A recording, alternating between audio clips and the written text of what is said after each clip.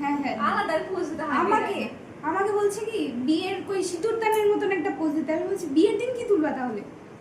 ওটাকে অ্যাটাচ করবে ওরা, বুঝতে পেরেছি? যে রিলস বানাচ্ছিল ওটা, তার মানে বুঝলি? ভিডিও বলছিল না ছবি বলছিল? ছবি। ছবি কেন বলবি, ভিডিও বলবে তো।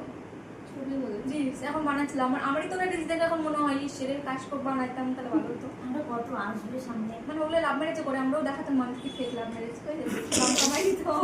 আরে আমাকে তো বলছে, আমাকে জানো কি বলছে যে বলবি মাঝে মধ্যে তোরা আমি করাবো, চল বলবি 7 বছর পাশ থেকে ও বললে তুই পাশ থেকে বলবি হ্যাঁ ভুল বললে 10 বছরের প্রেমে তো কম বলো কেন, এভাবে বলবি। আমাকেও বলেছে, আমি প্রেম করেছি। আমি বলেছি আমিও প্রেম করে বিয়ে করেছি। আমাকে বলছে নার্সিংয়ে থাকা অবস্থায় তুই প্রেম করতেছিলি গাজলের ছেলেকে? আমি বললাম তো করতে পারবো না।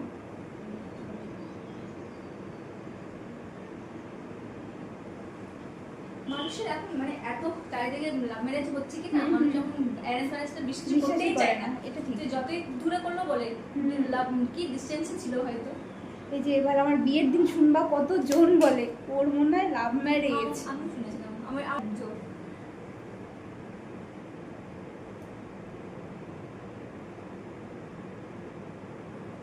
মা এখন রিলস ফেসবুকে রিলস দেখে, ফেসবুকে নাই রিলস দেখে যে মারা ছোটবেলা থেকে বলে অচেনা কারোর সাথে কথা বলবে না, অথচ অচেনা মানুষের বিয়ে দিতে আমি শুনেছি এটা।